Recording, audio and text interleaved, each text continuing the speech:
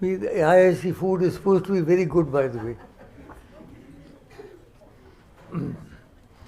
Well, now our second session, beginning on the dot at 2:30, we have two speakers again. You see, we decided when Anindita and I was planning this to give everybody half an hour. Normally they give you 10 minutes, 8 minutes, bhago. We said, no, let there be half an hour to every speaker and then half an hour for discussion. So the speakers of the afternoon session, I'll just come back to the list in a minute. Again, we have our two speakers. We have Master Syed Akbaruddin, who tell you about him. Syed Akbaruddin was born in 1980. He's from Kerala. I didn't know you were from Kerala. He's currently serving as the Dean of Kautilya School of Public Policy since June 2021. This followed at the end of a distinguished diplomatic career, which culminated upon the completion of his tenure as the permanent representative of India. All of us, you remember, saw him when he was there on various television programs in the United Nations from 1210 to 1220. For 10 years, he was our representative there, which is unusual to keep a person there. Evidently, he was doing such a good job, he didn't want to change him. He studied international relations from the American National University and joined the Foreign Service in 1985. He served in various capacities in Egypt, Pakistan, Saudi Arabia, and the United Nations. At the Ministry of External Affairs headquarters, he has served several positions, including as the chief coordinator of the Third India-Africa Forum Summit. He has the distinction of also serving as an international civil servant at the International Atomic Energy Agency in Vienna during 2006-2011.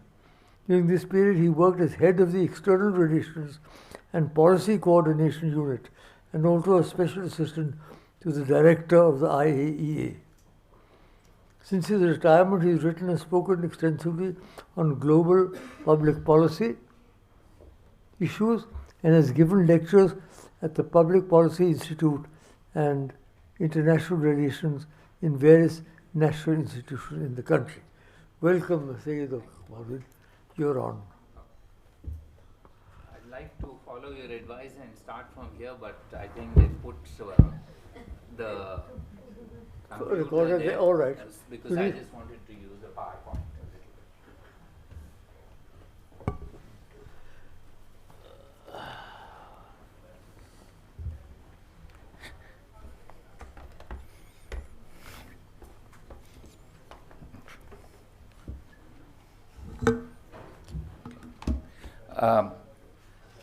Thank you, Dr. Karan Singh. I must, for that very gracious introduction. I must confess I am only a tired and retired diplomat.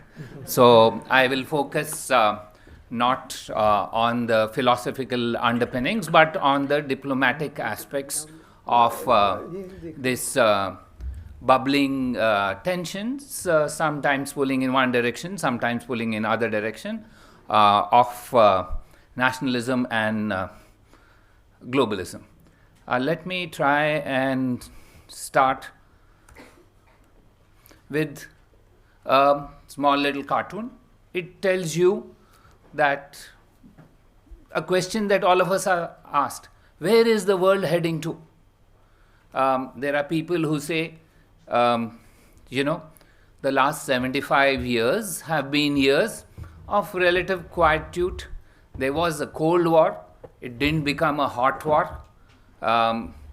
There was globalization, which brought in fairly large amounts of benefits to many people. It also brought in difficulties, and there are some winners and some losers in this phenomenon. So that's the question that everybody is asked. Now, obviously, these are confusing to answer. because there are no clear answers for these questions. So I usually begin, I see that there are a large number of young people, and for young people I always begin by asking 3 questions, so that we understand what they perceive to be where the world is heading to. Rather than us making that thing, they will make those choices for themselves. So let me put the first query. 3% of the world's population lived in a different country than where they were born in 1990. This was in 1990, 3% of the world was staying, and then people migrated. What do you think is the share today? So I'll give you 3 answers. You can choose. 4%, 14%, 24%. So those who believe in 24%, just raise your hands, we'll count. 1, 2, 3, 4, 5, 6, 7, 8, 9, 10, 11, 12, 13, 14, 15, 16. 24%. 14%. 1, 2, 3, 4, 5, 6, 7, 8, 9, 10, 11, 12, 13, 14, 15, 16, 17, 18, 19. 4%. 1, 2, 3, 4, maybe 3. So you're going to be shocked. The answer is only 4%. Because I'll come back. The next questions are coming, and I'll come back to those questions, and then we will link up in the bigger picture.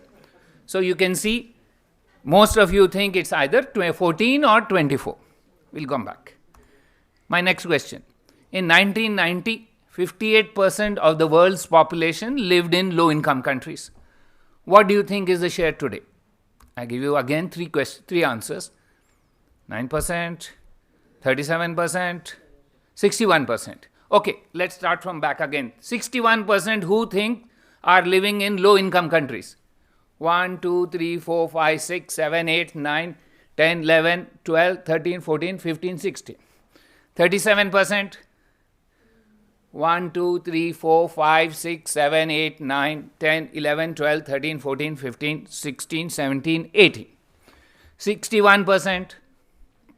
Not many. Oh, sorry, 9%. 1, 2. Yeah, 2, 3. Right. Again, the 9% is right. But only 2 of them said it now. You can see that where we are moving to. Right. Now, the third question. And then I'll tell you what. How did the number of deaths per year from natural disasters change over the last 100 years? Okay. It more than doubled, remained about the same, decreased to less than half. Number of people dying in natural disasters. We see every day there is a fire, there is an earthquake, etc. and all. Okay. Decreased to less than half who? 1, 2, 3, 4, 5, 6, 7. Remained about the same. 1, 2, 3, 4, 5, 6, 7, 8, 8. More than doubled. 1, 2, 3, 4, 5, 6, 7, 8, 9, 10, 11, 12, 13, 14, 15, 16, 17, 18. Right. So, I must say, this is decreased to less than half. Okay.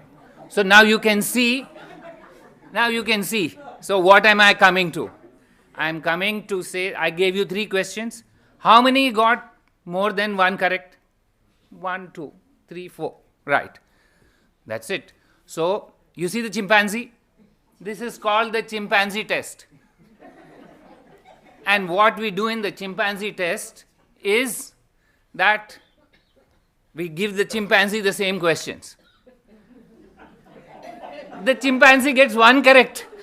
It doesn't know anything about the world. You just give the chimpanzee and show it.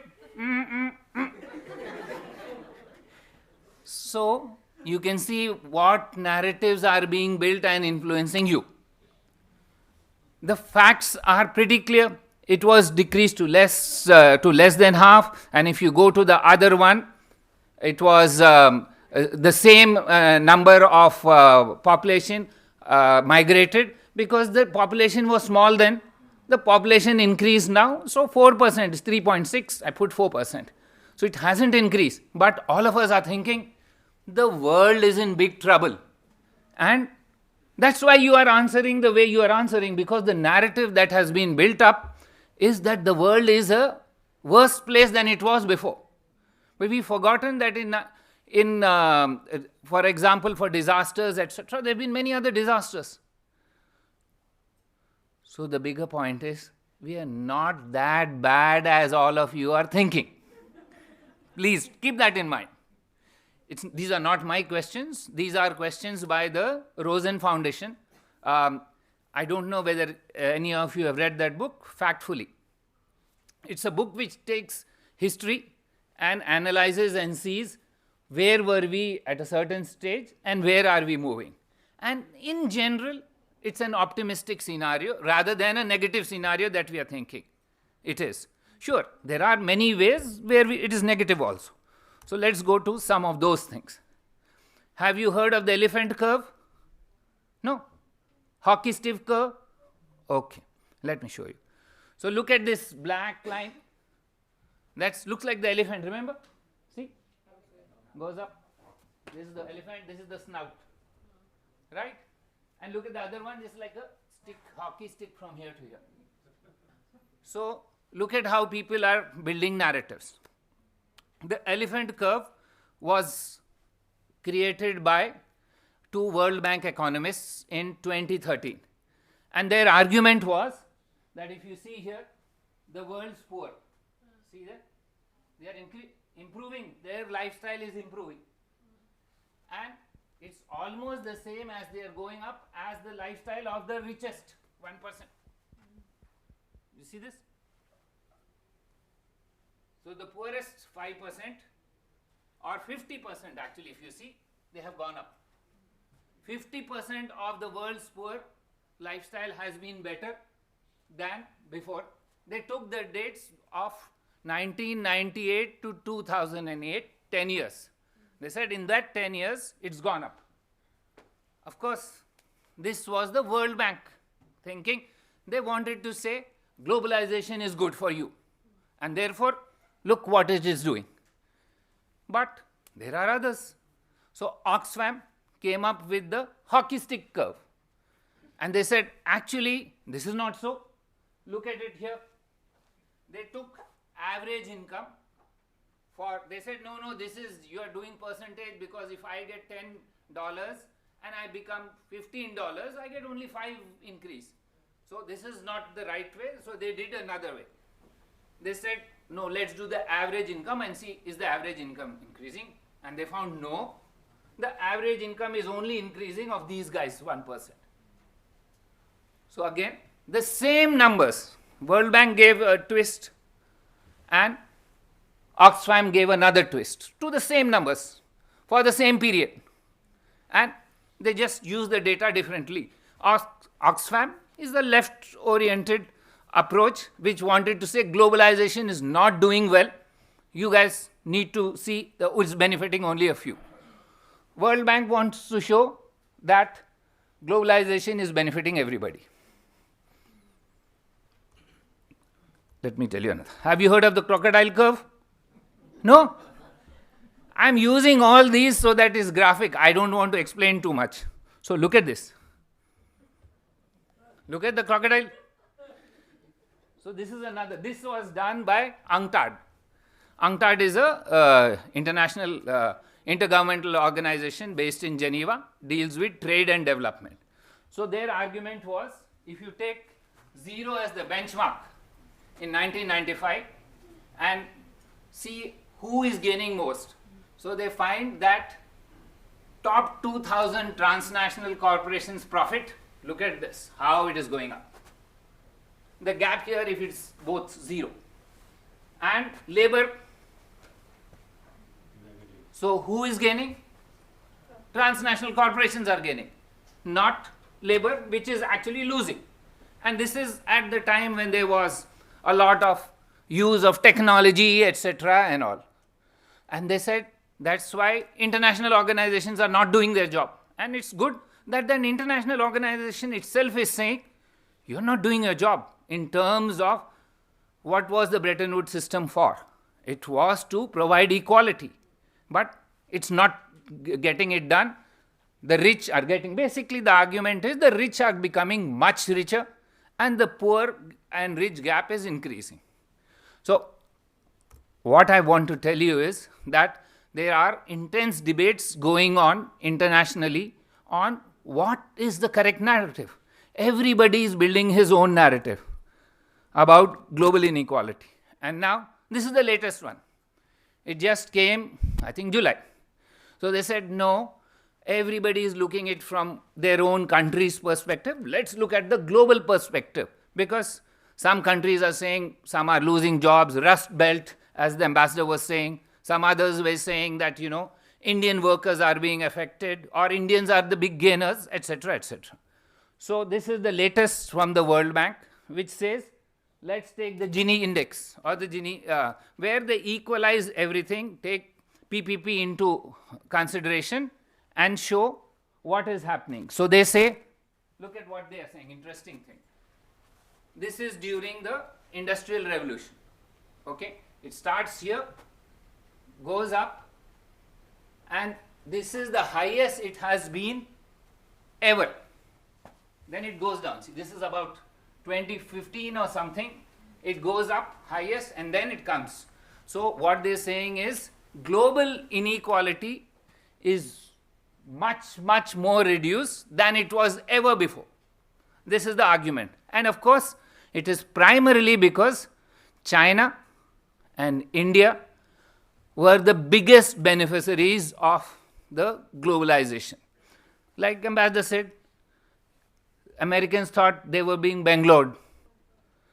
We have Indians who are young, who are moving up, benefiting from it. But the Chinese certainly benefited the most. Obviously, it's not going to be without repercussions. So, all of you know what comes next. Truth is plain to see. If you want freedom, take pride in your country. If you want democracy, hold on to your sovereignty. And if you want peace, love your nation.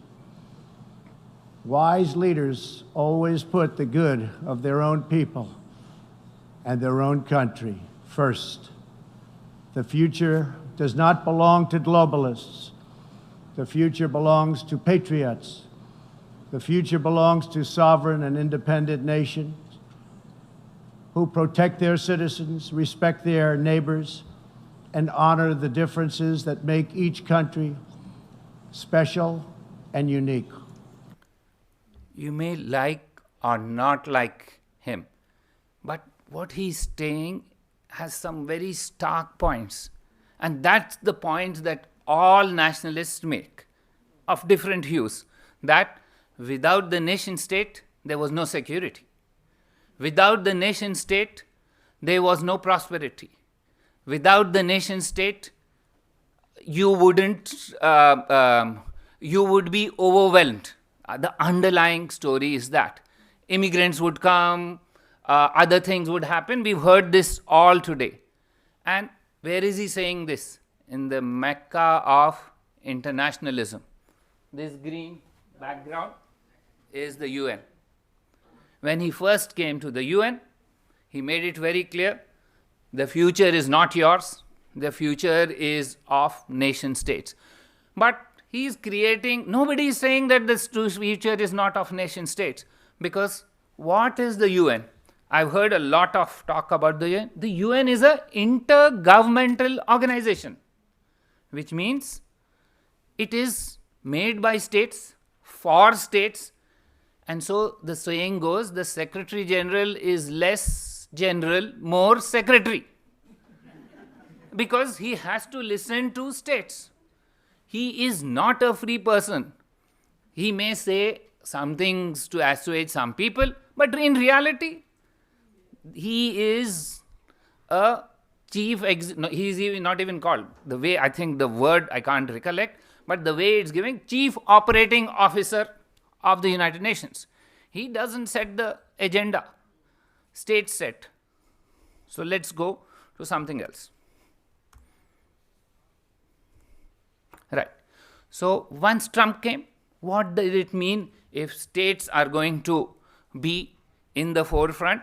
Obviously, he's telling we will handle it, you get out. Its future is not for globalists. And we know what happened. So this is what happened. The globe, which was thinking it is growing, started shrinking. And obviously, new words were coming. Let me try and see what were the words that some of you would have heard. I didn't hear it till last year. So, have you heard of the term chip choking? No. You choke the chips that are given to others. Don't allow them to get access to chips. Right? So, a new term came last year. We are going to chip choke you. Another term, onshoring, reshoring, friendshoring. Before 2 years, these terms were not there in international relations. Basically saying, if you are my friend, I will give you some industries on your shores. If you are not my friend, no. That comes friendshoring. Onshoring is, I bring back onto my own shores the industries which have gone out. And that's, even though Trump has gone, that philosophy still is there even with Biden. He is now inviting everybody, come back, I will pay you like incentives, I will give you subsidies, all of you come back, and it's not doing badly.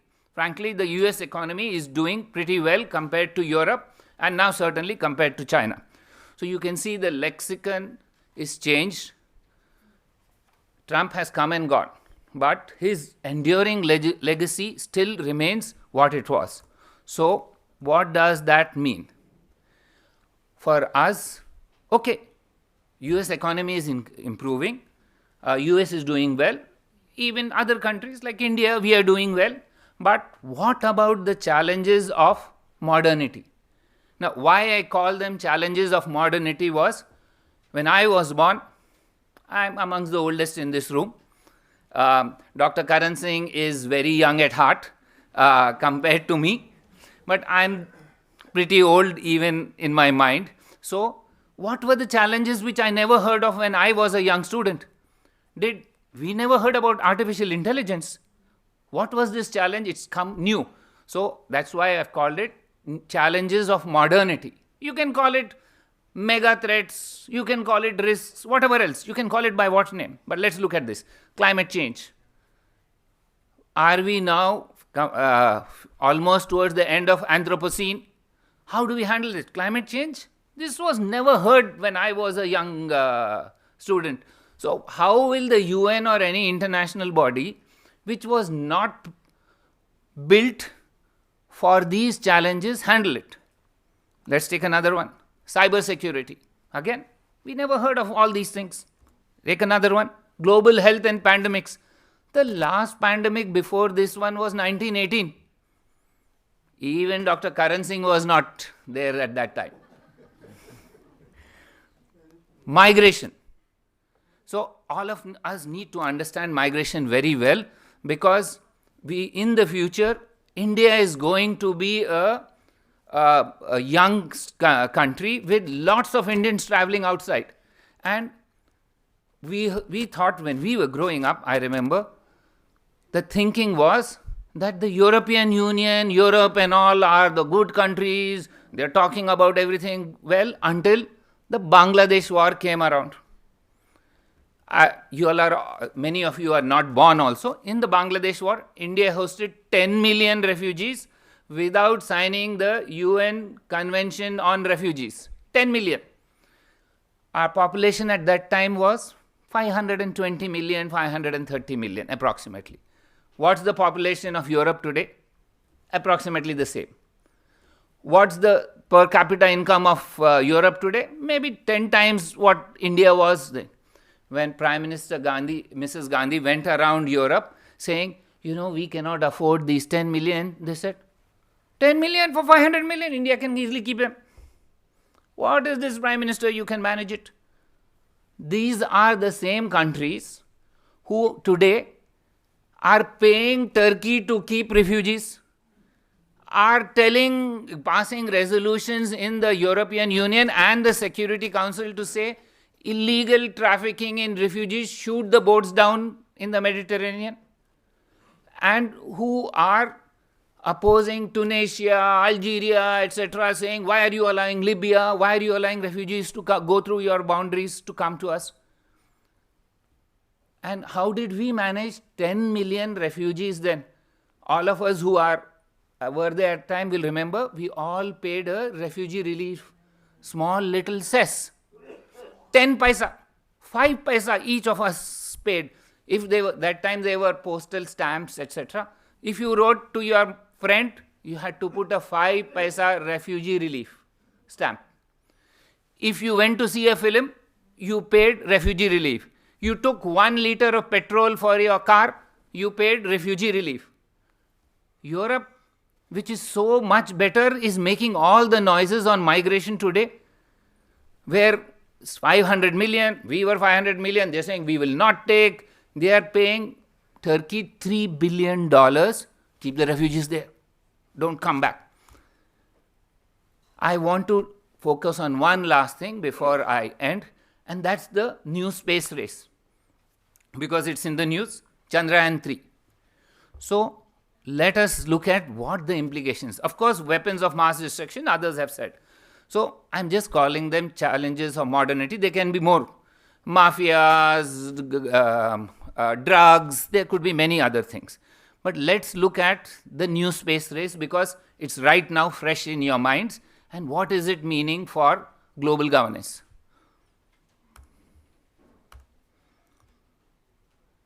So this year, 2006 rockets have been, satellites have been put up during the last 8-10 months. Total number of rockets that have been used to put them up is 31. So in the first 60 years, do you know how many rockets went up and how many satellites were put up? 60 years combined. 1957 is the Sputnik moment, when the first Russian rocket went into space. From 57 to say 2017, there were less than 10,000 spacecraft in there. Today, in this 1 year, not yet completed, 2006 are done. And who are these guys who are doing it? Look at this. Somebody was telling about Delhi traffic. Look at this. This is worse than Delhi traffic that is happening in space. There are 930,000 space debris, which is more than 1 centimeter, floating around. Because somebody's thing came out, they threw it out there, like people do even on Himalaya. They go there, dump. So 930,000 space debris is roaming around. There is no policeman. Poor Delhi, why blame them? We have at least many more policemen. And this is a place which is called the province of humankind. Space is the only place which is designated in any international document as the province of humankind, which means it is for all of human beings. Yet, what is happening there? It is about 62 miles from here to the outer limits of space, what we call lower orbits of the space, 62 miles. This is what is happening, 62 miles. Supposing this happened 62 miles from Delhi, would any state allow it? But the whole world is not bothered about it, because they say, this is not my problem, somebody else's problem. And there is no law. The last law that was done about space was in 1967, which just said that you cannot militarize outer space. All right, you don't militarize, but you can misuse it, abuse it, do what you want. So who is doing this? Can anybody guess who is doing this? Sending these thousands of spacecraft. No, there is one. Other than US is a nice target. Who in US? Elon Musk. Elon Musk has registered to send 30,000 through Starlink. 30,000 satellites through Starlink by 2030. 30,000. So what is he doing? People say space is becoming the sovereign republic of Musk. Not USA, not India, not China. China is told, oh, China is doing it. And he is setting the rules. What happens is, if he puts so many of those space satellites there, where is there going to be space for other constellations? Okay, I came late, so now I don't get space. The road is occupied for all time. And so there is like Wild West going on there. Now you may say, where is global government? This is the province of everybody. And so do we need to regulate or not? Can we be leaving to nations themselves? Because Elon Musk means US has to regulate. US is not bothered, it is somewhere up. Why they bothered what he is doing here? It's not in their territory, it is in open territory. So here's my big question, that what are the solutions for this? I mean, I just took this as a model, but what are the solutions for challenges of modernity which are going to affect all of us, which none of us can do by themselves, which none of us will do by themselves? How do we handle this? So will nation states be able to do it by themselves, or do we need to look for alternate models? And that's the big debate that has been stimulated in this book, that we need to start thinking that the challenges we faced before were perhaps be handled by us, but the challenges which are coming into the future are not challenges that states can handle by themselves. They need help. Doesn't mean to say that states are not going to be the key actors. They will remain the key actors. But who are the other actors? So maybe I could submit some suggestions of who could be the key actors. So I will make 3 points and end that discussion, just so that it opens up to whoever else wants to speak. Okay. Number 1 is that obviously states have to build on their bilateral, trilateral, BRICS cooperation, G20 cooperation, whatever else. Have you heard anybody talk in G20 about this? Because G20 is only a norm-setting thing. It's not an executive body. So, yes, you can generally set norms. What is a norm? Say, nobody should pollute space. All 20 will agree. But look at what is happening there. So, one, states have to start recalibrating their compass of working together, because for various reasons, I could do it for climate change, I could do it for AMR, pandemics, etc., etc. By one, it basically means we have to. Number 2, yeah, it's very easy to say, international organizations didn't do. Sure, they didn't do because you didn't give them the rights. As Dr. Karan Singh said this morning, where they were giving authority, they have not done a bad job. And look at the organization I worked for, International Atomic Energy Agency. It does not allow everybody to proliferate, because it goes and checks and complains, saying that the only country which came out of the IAEA ever is North Korea, because it said, no, we will do the bomb. And look where it is today. All the other countries are abiding because they know that there is a policeman round the corner.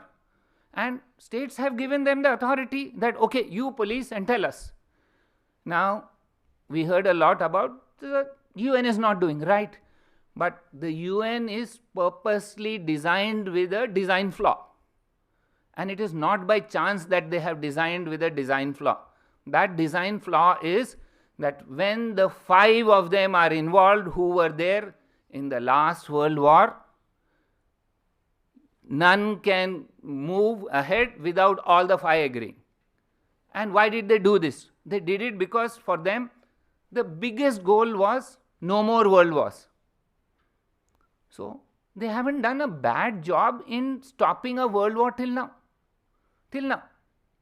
So, if you judge it and say that it is not stopping this and it is not stopping that, naturally it will not stop where one of the 5 is involved. Sure, it's a design flaw, but it is doing the other things. Now you may say these are second degree items. Yes, you made an international organization like that which should only look at second degree issues. So we need to look at, can we strengthen these organizations by giving some of our strength? They can report to us, and they do it non-discriminately. For example, Chemical Weapons Convention. The US has destroyed its chemical weapons, India has destroyed, everybody has destroyed. They go and check and say, no, Syria didn't destroy. They said Syria had chemical weapons. So if you give authority, then you have a right to say, yes, they are wielding that authority properly or not. So number one, states have to change their approach. Number two, we need to look at, can we give in some areas on a non-discriminatory basis the authority to some impartial institution. We all know that there is no such thing as impartial, because this is all about politics. There is no such thing in the world as anybody being impartial. We learned it very early when we took Kashmir there and got stuck. We thought, oh, this is an international body, it won't do anything. We didn't realize, no, this is a political body, we should not go there. Now we realize we'll never go back. But we need to see that it should be non-discriminatory then perhaps. And the last thing is, can we look at other than states for units of cooperation? By that I mean cities. City to city cooperation is a big factor in many places. Group to group, like for example, look at the G20, how many other elements it has. It has business to business, it has civil society to civil society, it has students to students. They have many, many such cooperation. Now, that is not going to change the fundamental trajectory, but what it will do is, it may help in easing the atmosphere for others in who represent them to understand each other better.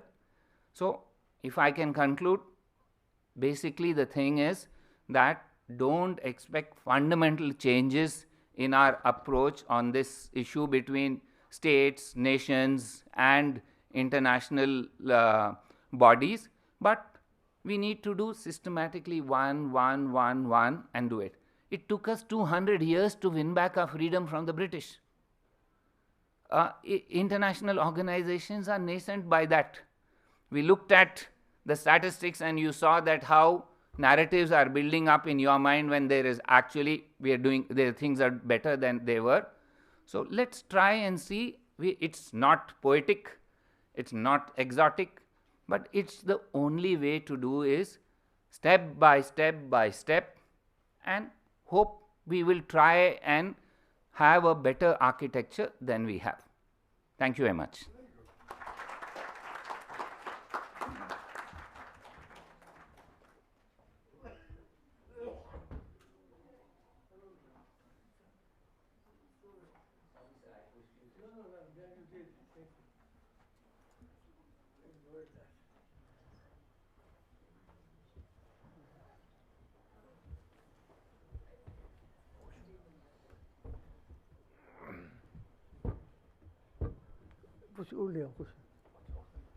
Thank you, Ambassador Akbaruddin, for very interesting, thought-provoking, and we all failed miserably in the quizzes, which shows really, despite our erudition, basically we do not know very much about what is actually happening.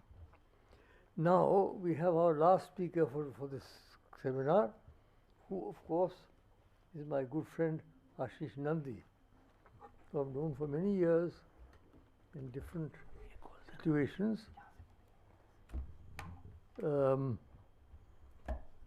He is a political psychologist, sociologist and futurist. He is Honorary Fellow, Center for the Study of Developing Societies, and Distinguished Fellow, Institute of Post-Colonial Studies in Melbourne. He's been listed among the world's top 100 public intellectuals by Foreign Policy magazine. He is formerly Director CSDS Fellow Woodrow Wilson Center for Washington Institutes for advanced study in Berlin, in Edinburgh, UNESCO professor, in European Studies, University of Trier, Regents Fellow, University of California, ICSSR, National Fellow, Open Society Fellow, Central European University. In other words, he's a eminent thinker, and it's a pleasure. You don't have to go by that introduction. It is customary in whole of South Asia that people start by saying Ashis Nandy doesn't need any introduction, and then go on introducing me for half an hour. Thank you very much for this brief. Thank you very much. May I speak from here? Wherever you like. Better here, I think.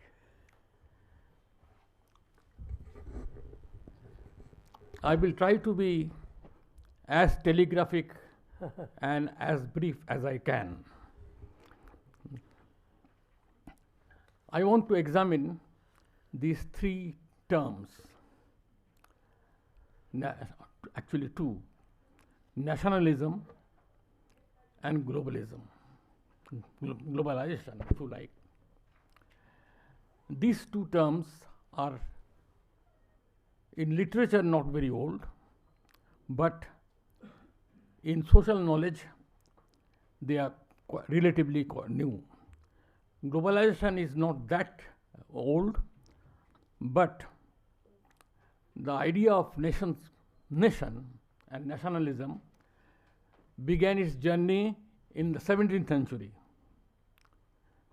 around mid-17th century, when the Treaty of Westphalia was signed, and it perhaps took 100 years to seep into general use, the term nation and nationalism and nation states.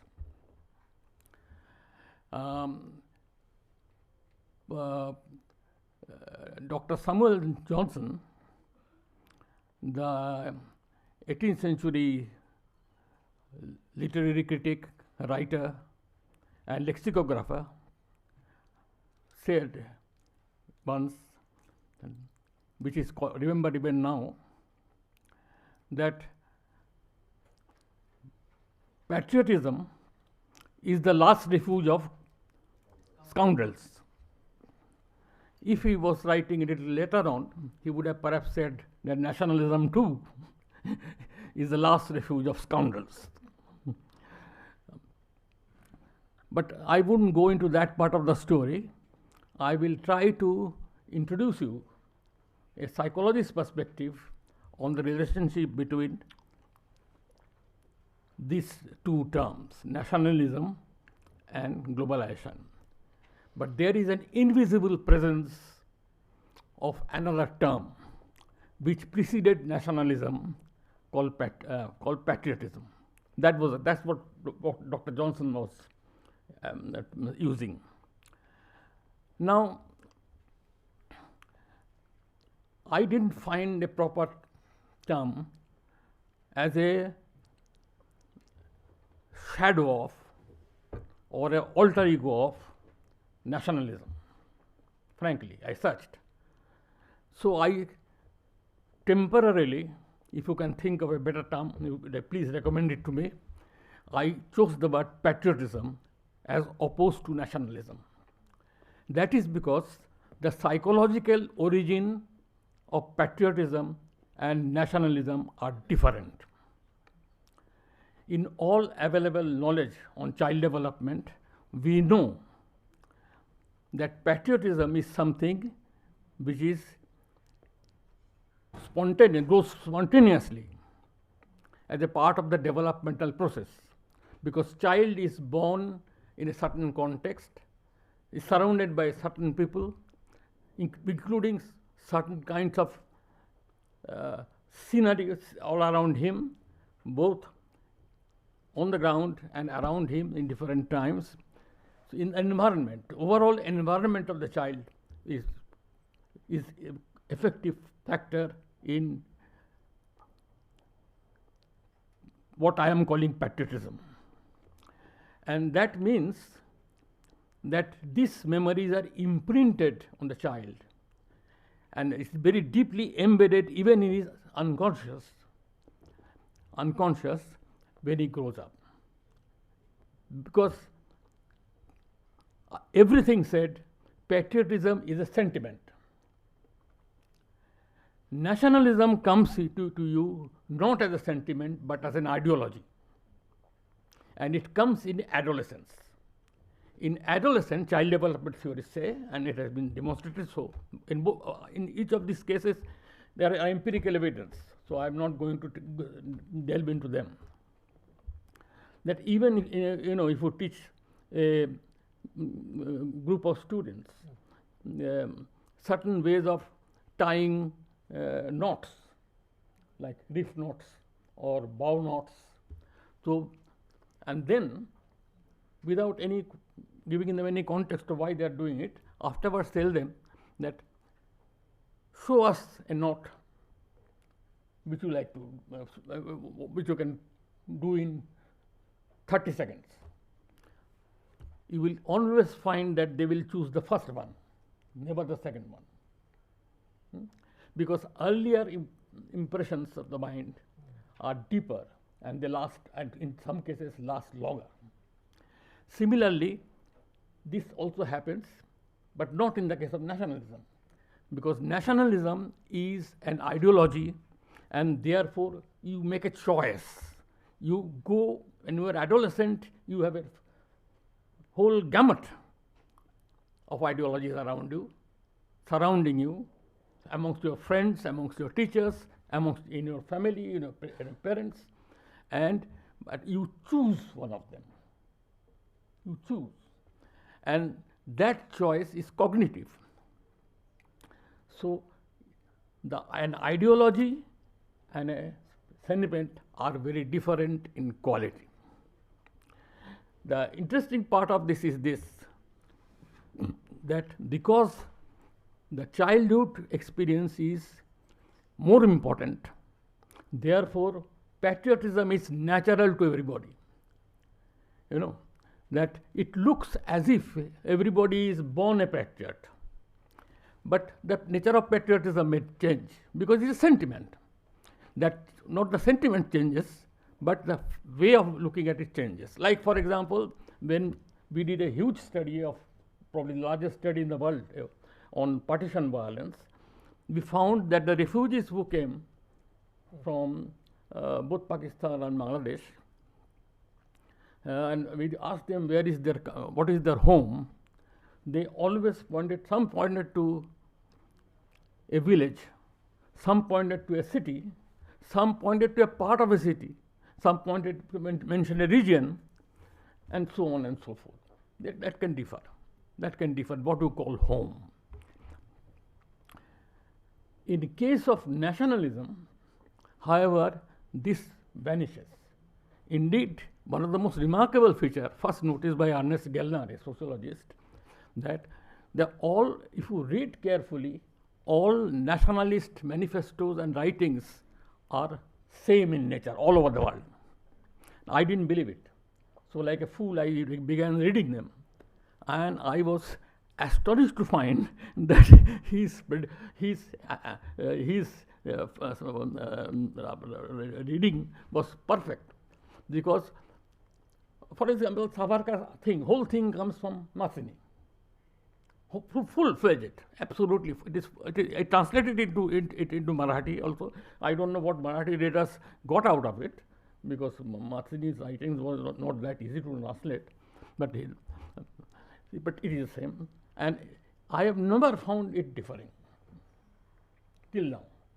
If you can find, please show me that there is a national manifesto which is very, very distinctive and different. Now, this is one part of the story. The second part of the story is this. I have to go back to this again, because the relationship between nationalism and globalization is mediated by the fact whether how you are using nationalism or allowing nationalism to capture your mind, or how much you are guided by your childhood impressions. I mean, just to give an example, the refugees we studied from village, many of them had terrible and I would say haunting memories of violence, and so much so that some of my researchers were themselves burdened by that for days and months. Some had to leave the work because they are doing this day in, day out. Now, I surprisingly, and this was also seen in some of the smaller studies they have mounted, like Deepak Chakraborty went and interviewed a lot of refugees. He was a historian.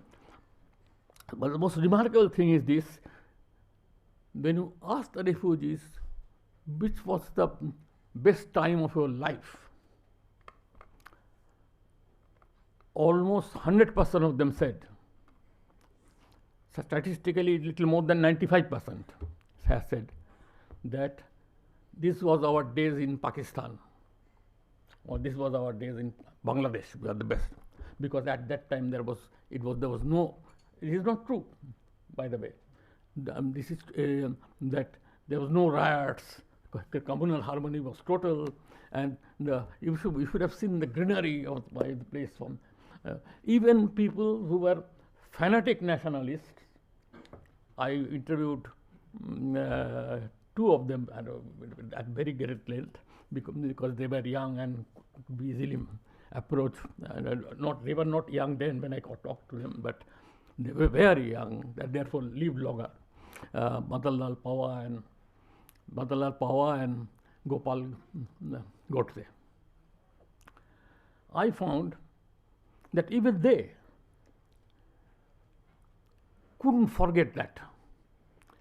Madanlal Pava, after abusing Gandhi for days in, day out to me in front of him, when we asked him about it, what you liked, where was it, he said, we come from Montgomery district, and we stayed next to Baba Farid's mosque, and there was nothing like that. That was the finest days of our life, and he even sang some of the qawwalis sung in Baba Farid's dargah, which every year he used to hold a festival. At the age of 80, he was singing them out. Very moving. Huh? Pakistan district, Montgomery. So anyway, so that's the way it is. So that's the childhood. What I want to say, patriotism is more wider. It is more permanent and everybody. I would like to believe that everybody in his own way is a patriot to his own country. There is no distinction between this. All of them. It is almost like the claim of Bhindanwala that all children are born sick. some then disown it. Something like that. Anyway, so this is first. So how you grapple with globalization depends on what you are depending on, your patriotism or your nationalism. And that makes all the difference, because nationalism definitely tries to contain your allegiance to globalism and globalization, and your treatment of globalization is only in terms of your nationalism, only in terms of, it is instrumental, it is ideological. Similarly, your treatment of diversity, treatment of not only diverse communities, but diverse practices, diverse technologies, and so on and so forth, is determined by instrumentality in nationalism. Whereas in patriotism, it is determined by your sentiment, what you sense, what you may not even know very well, but you have a sensitivity to know what is the ethical position, because you cannot get ethics from technology itself. You have ethics you have to borrow from somewhere outside. Anyway, so that's one. And as a result, nationalism becomes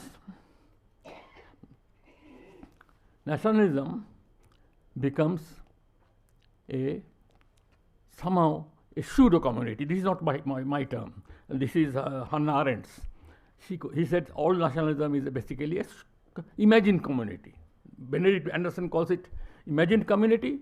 Hannah Arendt calls it a pseudo community, in the sense that it is not itself a community, but a very shallow ideological posture.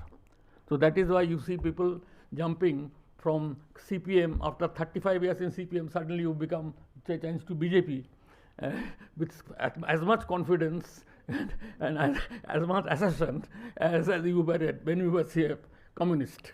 One of them became the secretary of our friend Advani, for instance. So I can give plenty of examples of this. All around us, this kind of examples are available. So now next I would like to point out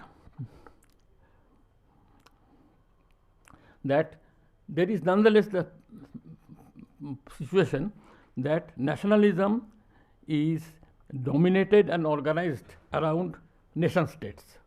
So we cannot ignore it either. It may be an instrumental thing to us, but it cannot go behind that. That is why it is so easy to turn a nationalist to please certain parties or certain ideologues and certain leaders who are moved by nationalism. Because it has to be, because it's an instrument after all. You have taken it adult by choice, and your choice can vary. Yes,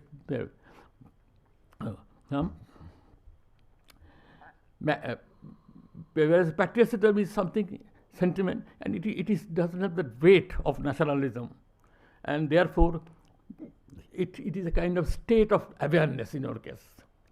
So psychologically, the stature of these two things are different.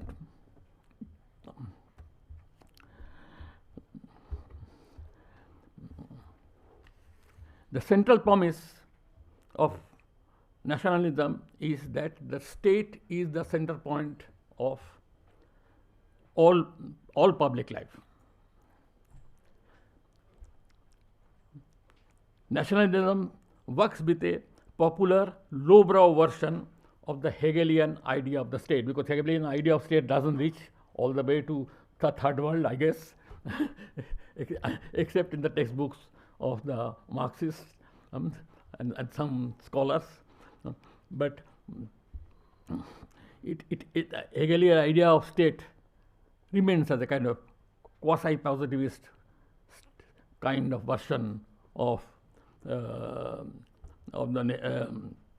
centrality of the state. So that is there. Whereas, according to some, there is a consociational state. Consociational state. I mean, this European scholars often make a monstrosity of the English language also, not like us. They are no different. So Arendt this calls it consocialization. Consociational. Consocialization.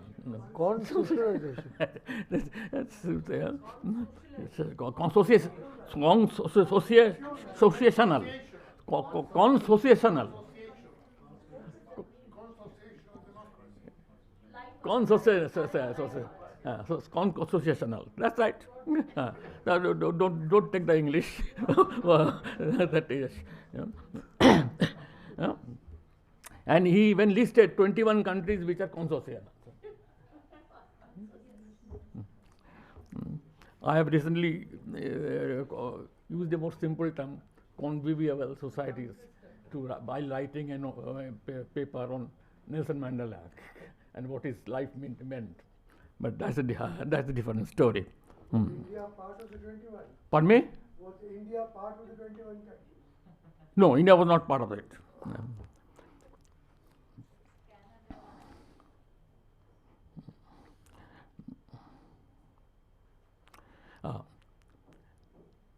Then nationalism presumes some degree of modernity. It has come with modernity. It came with beginning of modernity in Europe, and it has come here also with the load of modernity with it. Whereas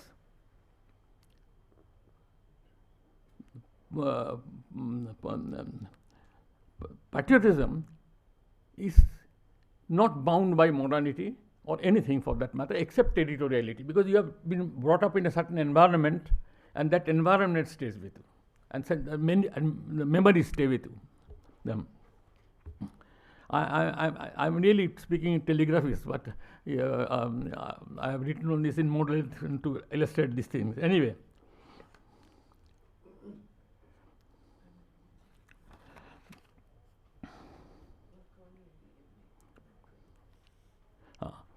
now there is the iron law of nationalism, like all ideologies. All ideologies. All means all. Not only nationalism to feminism, from communism to Gandhism. If Gandhi rejected Gandhism, he didn't believe in it, but even because all ideologies have this problem. Namely, it always secretly, heart of hearts, they nurture a certain hostility to the beneficiaries of the ideology. In the heart of hearts, nationalists do not like, Hindu nationalists do not like Hindus. They think they are not masculine enough. They think they are not united enough. They are not organized enough. They are not, and so on. The list is enormously large, but every ideologue in the heart of hearts dislike that. So like it is like something like, say for instance, what will be a good example? That you find this all over the place. If feminists do not like women because they think they are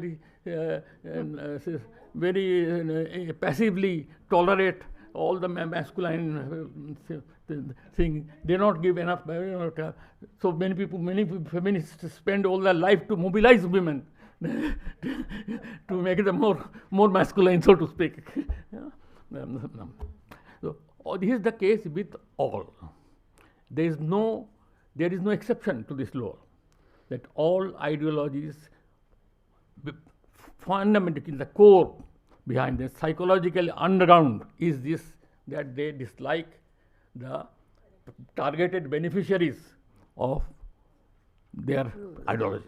Marxist and the revisionists. Huh? The Marxist will say he is a revisionist. Marxists, the workers are not working, worker like enough. They are not rising in rebellion. They are so on and so forth. It is that. This is a crucial part of this whole story. So, okay. So this is a whole series of things. I have some other things. I wouldn't go into that and detail further. But I would like to say that there is in this difference a crucial responsibility of what you will depend on and what you are coming into play in the public life. And there we know now that this public life now in many countries, I think I would include India also in this, that it is basically nationalism which dominates the show. Because people fear, the nationalists fear those who are guided by the old style patriotism, which is more open, more universal, and gives you an autonomy to think for yourself, which you cannot have within nationalism because your ideology is very concrete, is openly so. And secondly, that it's a bit like that I ever talked about instrumentalization either, that saying that when this is a good example of going for this globalization issue, that when you say there's this thing we see every day in some context or other,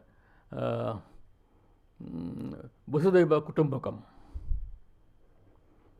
Now I have found out that there are a friend found out from me that 2 or 3 references to Vasudhaiva Kutumbakam in some of the Puranas and certain other texts. But I stick to the one which Hitopadesh has. The Vasudhaiva Kutumbakam is the world is our family. Now, the Hitopadesh story says it's the same story, but there is a little bit of irony bent into it. It is about a shrewd fox which finds a cage full of birds. They are in a cage. And he says to them that, look, Vasudhaiva Kutumbakam, why don't you open the cage's door so that we can be friends? And birds are not foolish enough to say, that when we know that you are waiting to eat us and we don't want to open it. So I would say that globalization is also is in that situation, and unless we are careful and want to have a stake in it of a different kind defined by ourselves on a different basis. And I do think that a different kind of convivial politics, if I may introduce the term, is a kind of a somewhat more human way of responding to that situation, and which can be done. I mean, each community, each state has the possibility of retaining certain human ethics. No ethics is determined by politicians or political leaders, because all ethics are also instrumental. There is nothing inside. It is hollow. It is hollow. And there is in all of us a certain core self, which you can call many things. You know, you can call it Gandhian also, if you want to do so, and which can also be less ambitious, but say that there is some kind of a minimal ethical core in human beings where you learn how to reconcile the world from your point of view. Thank you very much for your patience. Thank you. Those are very perceptive comments. Now we have some time for discussion.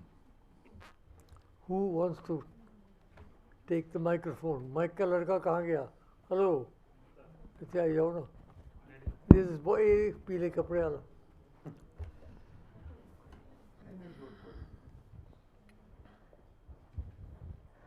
So this is what I see offers person from 2 different spectrum, and we are blessed to listen to all of you. So, sir, my question is, you told that you don't find a varied literature as far as nationalism is concerned. You don't find everything is like same only.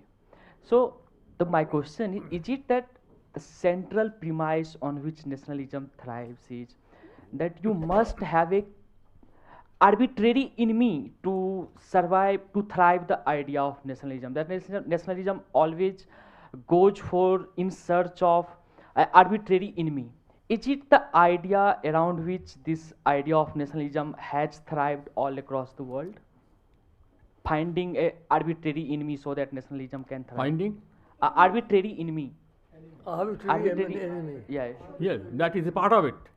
I mean, I didn't go into technicalities, but one of the very core qualities of a political functionary is the ability to use paranoid state in humankind.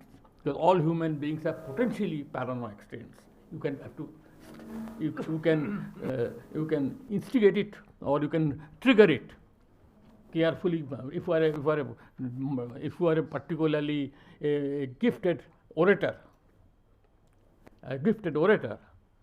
like Adolf Hitler was, you can mobilize the entire country,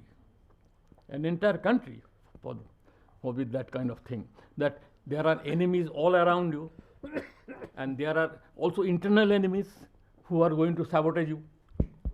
That combination of outside enemies and inside enemies will destroy Germany, and therefore the end of that is gas chambers for the internal ones and war with the outside one, and ultimately self-destruction. So, first of all, thank you very much for providing this platform. So my question is from Mr. Akbaruddin, as he enumerated few challenges to modernity. So, so I would like to know how AI is a challenge to modernity, and what's the way forward, or how we may tackle this problem. And my second question is that is there a general consent, general understanding is globalization is under retreat. So how which are the possible ways in which we may put in a way so that it may work? Speak a little louder and little slowly. खड़े होके बोलो ना. So my second question is that as it is a general understanding that globalization is in retreat, so what are few ways to make it work for the world? And a more fundamental question is that is it really required, the globalization? So means what is significance of globalization? You want to Thank take you. that? So on AI, different people have different views of any new technology. AI is a technology. So on the positive side, there are those who feel that it is going to improve skill sets of people, that you will use it and save time and focus on other things. There are those who think that it will improve weather prediction, for example, or a lot of things that you are today taking much longer time to do.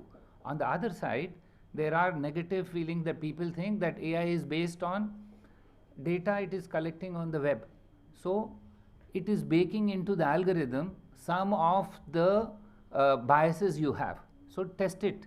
You write on your Gmail, investment banker, and say, I wrote to my investment banker, full stop. It will say, he did not reply, or whatever. It says he. He can be she also. But even Google could not train its Bard, which is the AI which is it's using, that it can be a she. So there are many such ingrained biases it will do. It can be racial bias, it can be national bias. So when they interview people, if you test by AI, it will pick up only white, blue color eyes, golden hair people. So diversity is not a component in that as yet. So those are negatives. Also, privacy is a challenge in those things. So there are many. So it depends on the positive and the negative continuum. But it's like a technology. Every technology has some pros or cons. So we have to address it. Of course, it's a much, much more powerful technology. So that's my answer on AI. So what is the solution? So, diplomats always, they look for solutions which will get them jobs. Like everybody looks for those. So they are now, the Secretary General of the UN has said, let's have a specialized agency. Like Dr. Karan Singh was saying, that specialized agencies look after specialized things. So AI is one of the most specialized things. So they are saying the UK is now going to have a global summit on how to address AI. But the idea is slowly, like Health has a summit, international organization.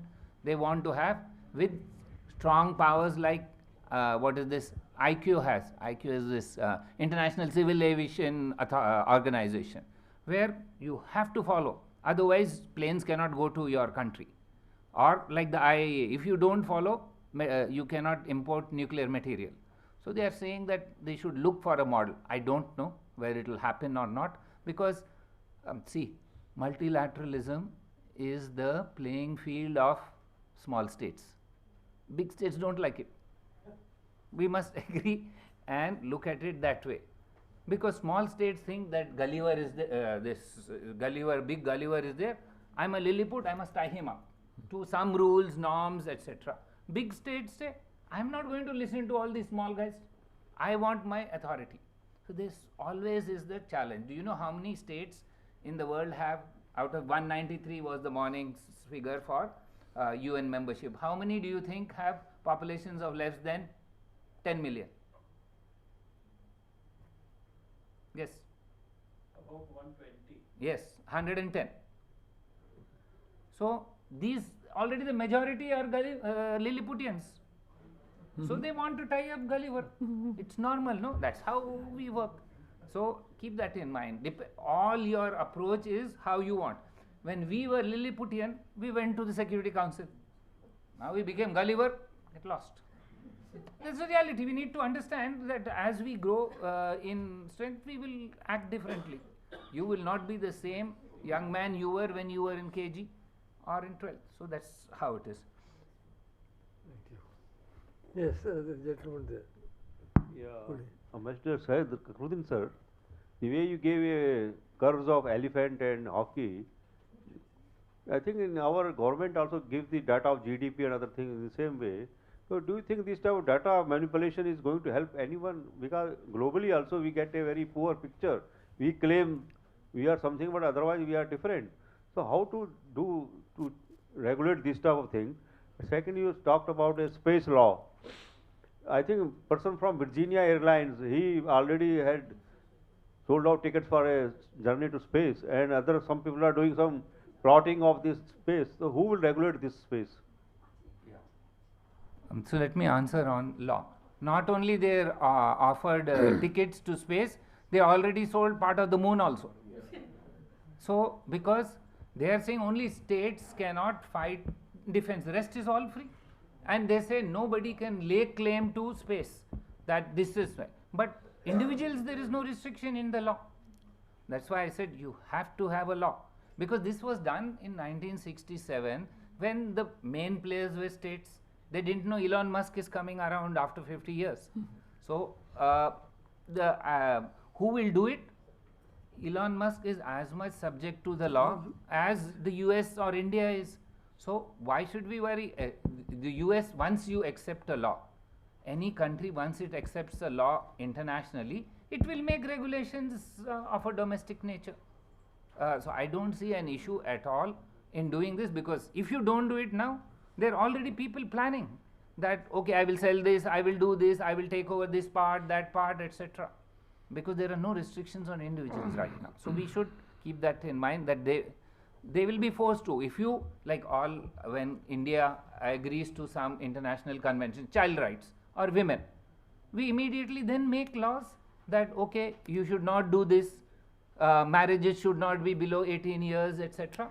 Those are all international conventions which we have adopted, and then they will do it. What was the other question? Fudging of data. Fudging of data. So I think it's a little unfair to say fudging. You can also say it's a different interpretation. I think it's because they're using the data. Only perceptions are different. They're not fudging it in the sense they're not getting the data wrong. So, it's an interpretation which always one person, and it's good that we have competing views, no? You have one view which is different, another view which is, that's how academics will improve, that's how knowledge will go further. Otherwise we will have only one view. And in international there are no global checking. It has to be academics who are here like this, who will question, who will raise issues. History is not written once, no, it will be written and rewritten all the time. Yes, gentleman there.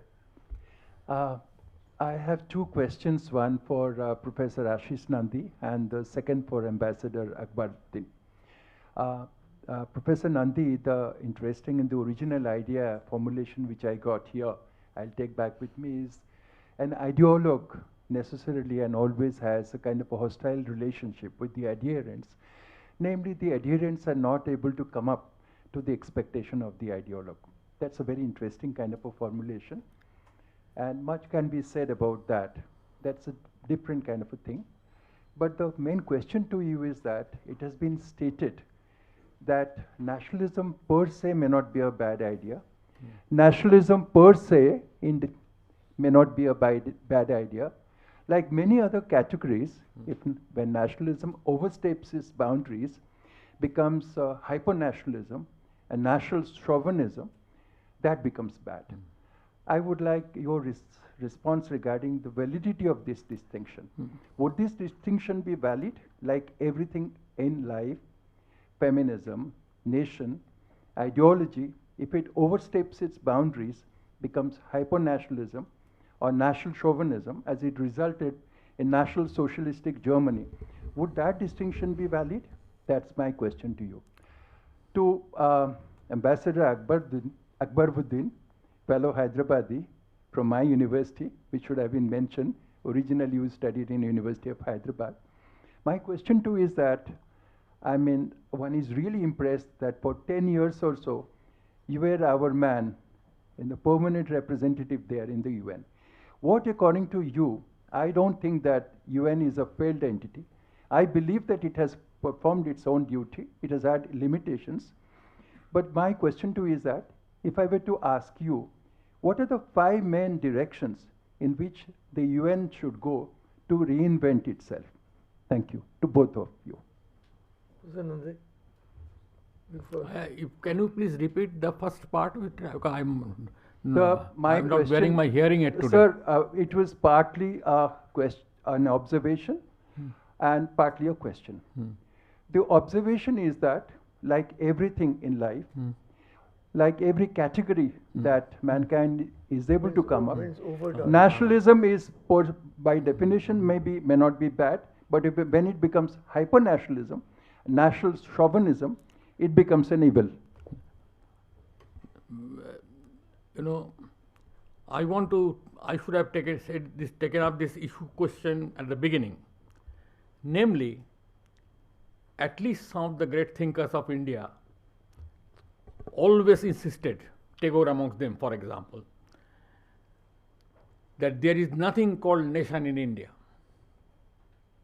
and cannot be, because India basically is a diversity is in terms of interacting or interwoven rings of communities.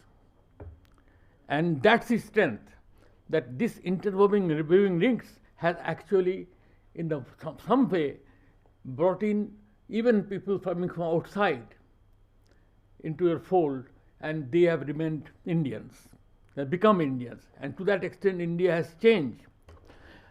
For instance, it's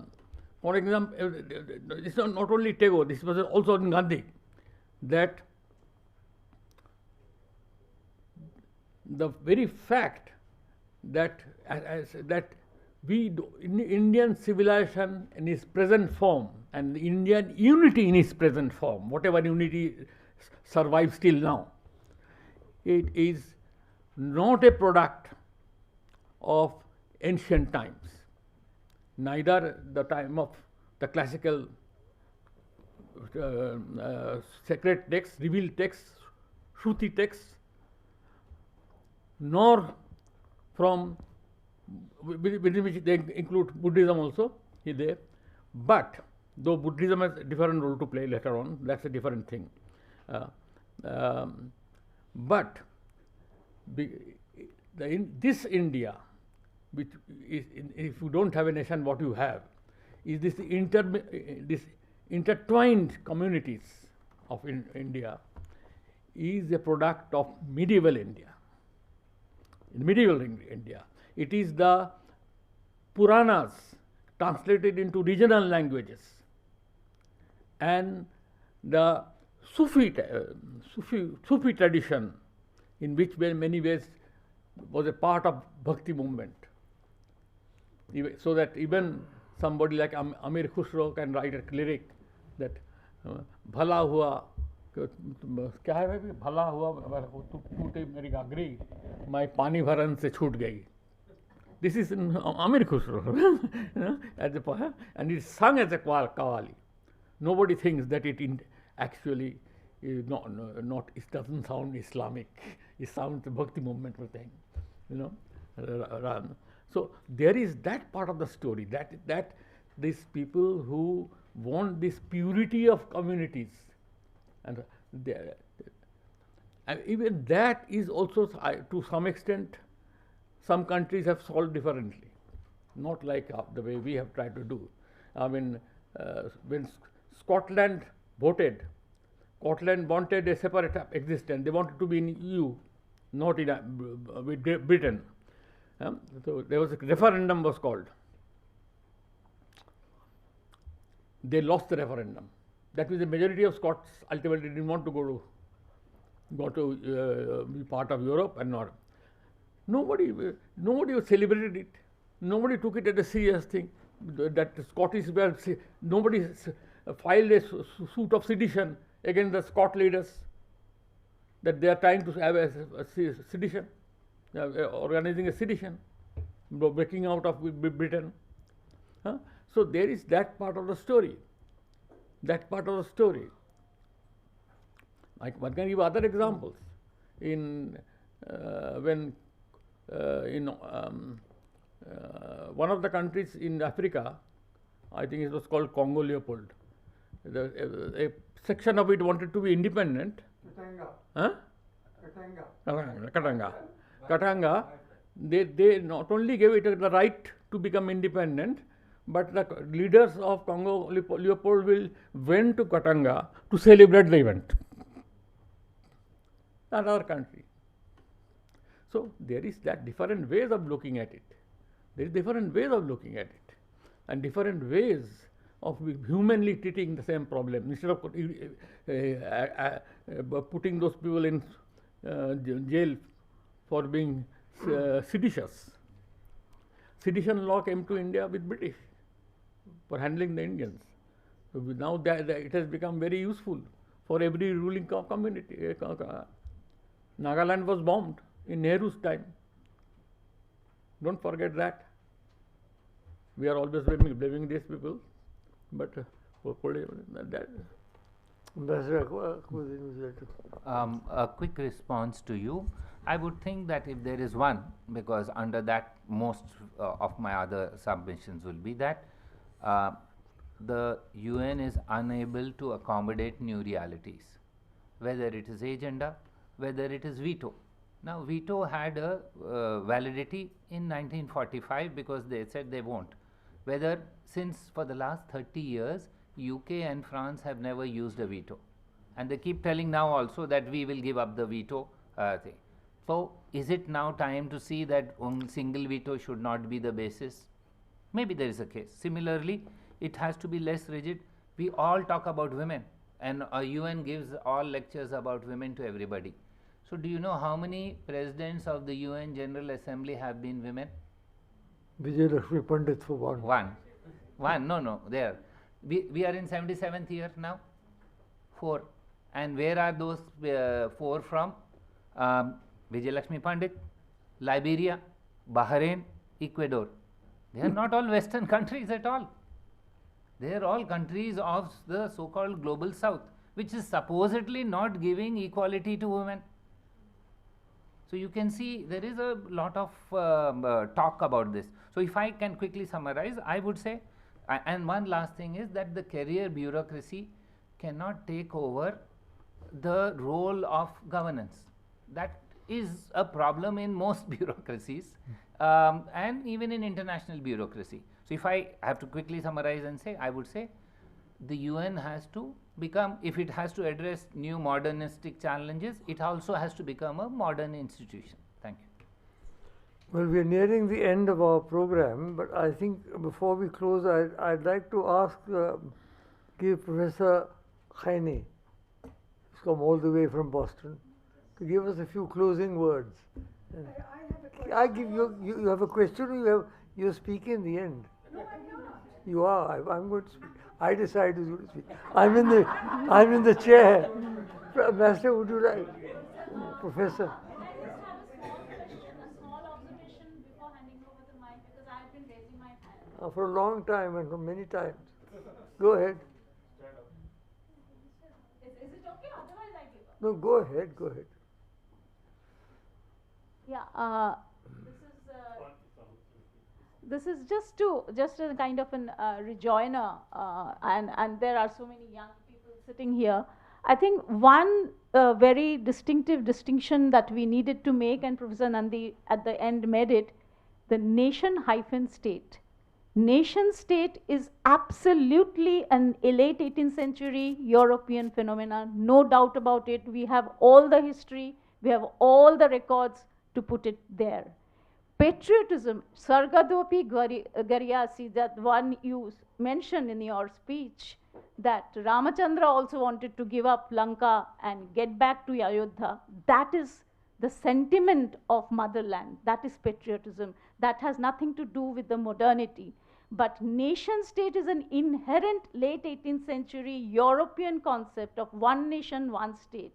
And nation invariably here is a language culture or a language people for Europe. When it comes to India, it is immensely vast linguistic and cultural federal union of people. And why nation state is again an inherently modern concept, because this nation, these people, the nation or the ethne or the people are sovereign. So the popular sovereignty was never there in early period. Earlier period, it was an Akbarian empire, Ashokan empire, even a Maratha empire, where there were regular tax attacks on Bengal. So states, we had many.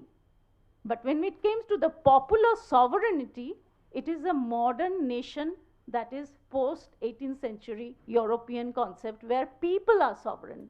So, and nationalism inherently is an ideology that bases nation state at its core. So when it comes to diverse countries like India, what is our nation state? Manipuri nation state? Bengali nation state? Marathi nation state? We all know this. We all know this, that this European concept of nation state is so absolutely improper for India, and that's why in 1917 and 15 Tagore was saying this, and unfortunately we call Vivekananda, we talk Aurobindo, but we hardly say about Tagore. Whereas Tagore is referred in all other lectures, but not on nationalism. Nationalism, it is Vivekananda or Aurobindo, and Vivekananda says it is the Vedantic spiritual unity that Indian people must realize. Nation making is not my job. He was very angry with Nivedita when Sister Nivedita got into nationalism. He said, nation making is not my job, man making is my job. Even Vivekananda is not being quoted.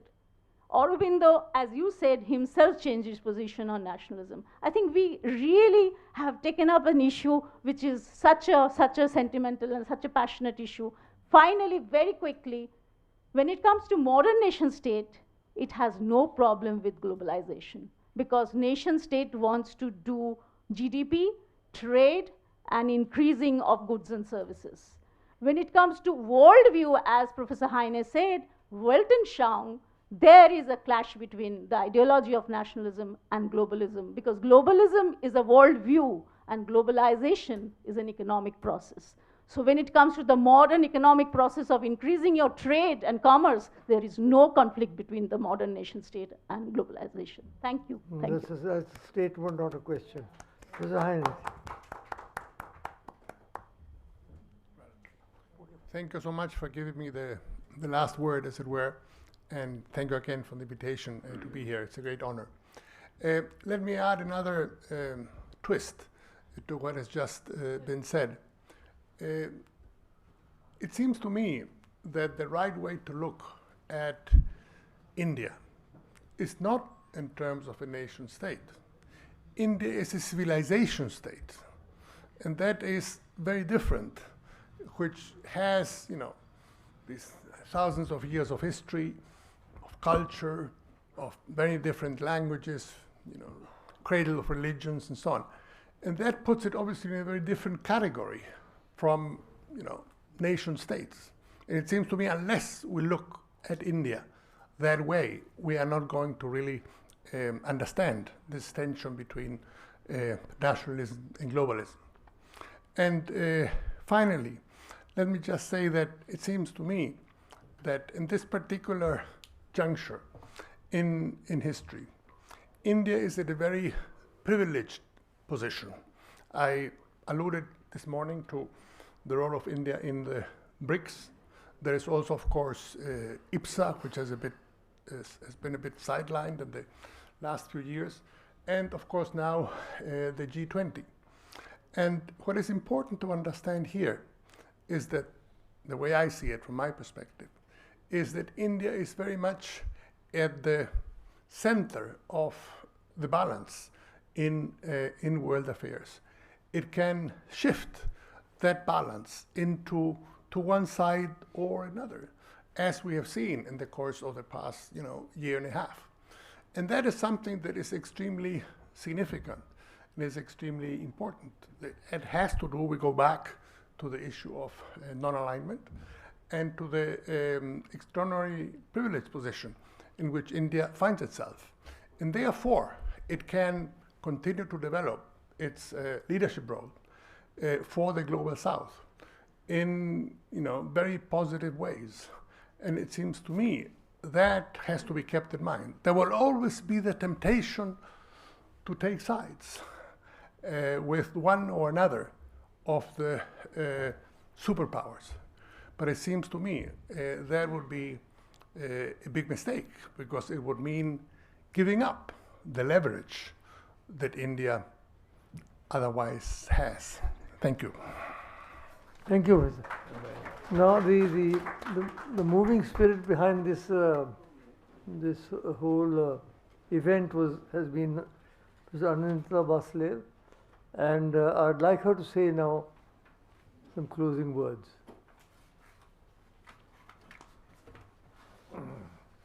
We'll give her an impression of how you found this very interesting. This is a last-minute decision made by Dr. Karan Singh. This was not my plan at all. But anyway, I'm extremely happy for the comment that you made, because that is exactly what I wanted to say as a discussant and not as for my concluding words. And that is, I enjoyed listening to that analogy that Ashis Nandy brought against globalization by saying that how the fox wanted actually to eat the birds and welcome them by using the motto Vasudhaiva Kutumbakam. And in that connection, I wanted to point out that this is actually the distinction that we have not made so clearly in this today's discussion. That is the distinction between globalism and globalization. Globalization, I agree with her, that is actually basically an economic stance. And there this analogy can work, because this means having an access to the global market where those people do not have their own self-defense mechanisms in place and they can be eaten up. Agreed. But that is not what this conference is focusing on. It's nationalism and globalism. Nobody is denying that there are these local diversities, ethnic diversity, linguistic diversity, religious diversities and all that. But just as people from all these different communities can still adopt a common national identity. You're a Muslim, or you speak a different language, some speaking Bharati, some Bengali, etc., etc. Somebody is a Hindu, somebody is a Jain, somebody is whatever. They can all say that, but we are Indians. So this may be a ideological construct, a political idea, however you may want to describe it. And this is a national identity. It's a different sort of superseding these things, where all these things could be entertained. These local diversities can be respected, and yet you adopt a new form of identity. Globalism here is actually hinted to be something like that. That despite all these diverse national identities, whether we can today have a new cultural acquisition where we adopt a still further enlarged identity, a global identity, which means where we have a much more caring attitude towards each other and all the rest that I have already spoken in the morning. Let me only thank all of you for coming. When I heard that there are all these G20 rehearsals going on, I thought there will be only a conversation among the few of us. And then it ended up by that so many of you are present here. And you have all participated, asked very interesting questions, and that really is very satisfactory for me. When I was writing this chapter on creative tension between nationalism and globalism, which is the chapter 3 of my book, Cross-Cultural Conversation, A New Way of Learning. It was published in 2020. I already have a week-long conference on the question of religious identity in the United States. And today, for the first time, we have the conference on the chapter 3 of this book. And there are many, many issues. This is a complex subject where we need politicians, activists, philosophers, all kind of people to chip in, to contribute, to understand the complexities of the modern day reality of which we are a part. So I can only thank Dr. Karan Singh very much for having been a big source of support of right from the beginning when I was writing this book, as well as all the speakers, and Professor Jorge Heine has come all the way from Boston, and Ambassador Akbaruddin from Hyderabad, and Lalitha Kumaramangalam from Chennai, and then the rest of us from Delhi. But nevertheless, these are very distinguished speakers, and I thank all of you for your participation.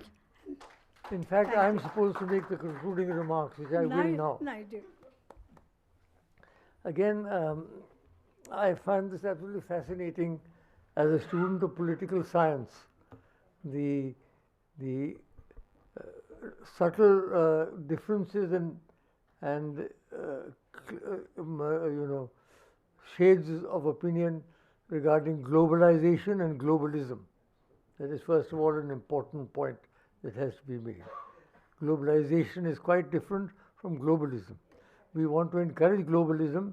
We also want to encourage globalization, provided it is based on an equitable and acceptable globalism. So I think that is one very important decision we should make in our own minds when we are thinking about this, when we are writing about this. The other subtle difference between nationalism and patriotism, that was not fully studied, but they are two different things. Are they different or are they the same?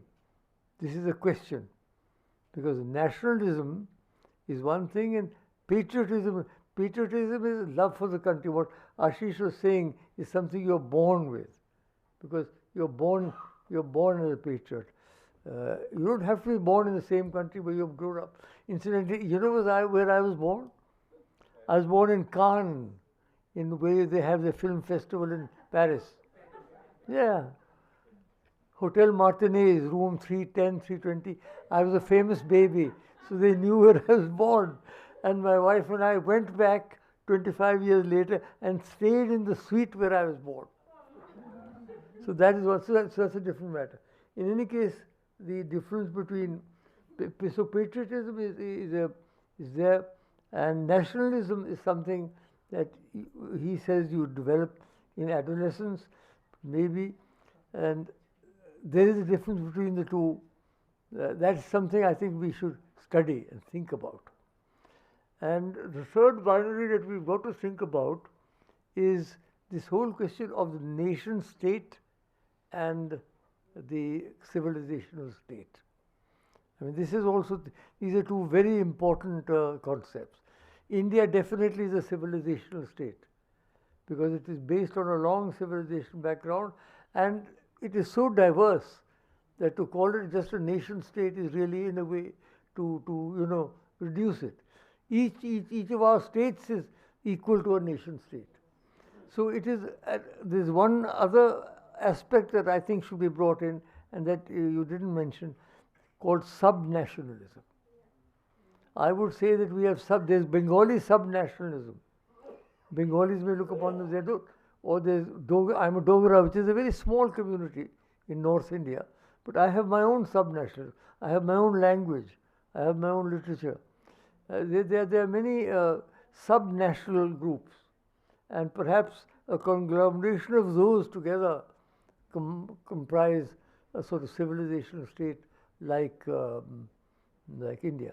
Whereas in Europe there are not very many. I know the King of Belgium, Baudouin, Fabiola, were very dear friends. And when we were there in Belgium, we used to discuss, because there's one group in Belgium who don't speak French. They are speaking some kind of another language. And there was always a little tension between the two. But in India has so many dozens of literally different languages. So it's a fascinating thing to study the importance of nationalism, globalism, and sub-nationalism and patriotism. How to weld all these concepts together into. There's lots for you young people to think about, to write theses on, and to study. We've had the opportunity of having 4 very distinguished speakers. 2 are here with me on the class, and 2 are sitting in the audience. So I thank everybody very much for coming here, and particularly those who've come from outside. And I'm very happy that young people have come in to listen to us, because usually, it's become a gerontocratic thing. You've got to be over 90 to be able to understand anything. But no, this has been a young audience, vital and vibrant audience, very good questions. So thank you very much until we meet. And now there's something called high tea waiting for you. Thank you. Bye. Thank you very much. Wonderful.